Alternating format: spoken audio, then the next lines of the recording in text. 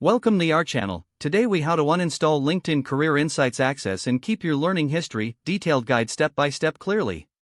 To begin, open the LinkedIn app or website on your device. Log in to your LinkedIn account if you haven't already. Once logged in, navigate to the Me icon at the top of your LinkedIn homepage. Click on the Settings and Privacy option from the drop-down menu. In the Settings menu, locate the Data Privacy section on the left sidebar. Under Data Privacy, click on How LinkedIn Uses Your Data. Next, find the option labeled LinkedIn Learning within this section. Click on it to see your LinkedIn Learning settings. Look for the Manage Your Subscriptions link. Click on this link to access your current subscriptions. Here, you'll find Career Insights listed among other functionalities. Select Career Insights to proceed with the uninstallation process. Click on this button to uninstall access to LinkedIn Career Insights. A confirmation window will appear. Follow the prompts to complete the uninstallation.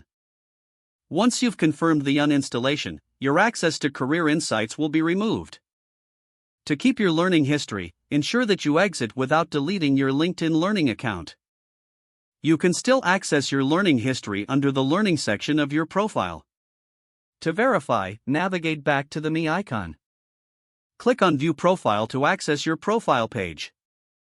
Scroll down to the Learning section to review your completed courses. Your learning history should now be intact despite uninstalling Career Insights. Finally, log out of your LinkedIn account if you're finished.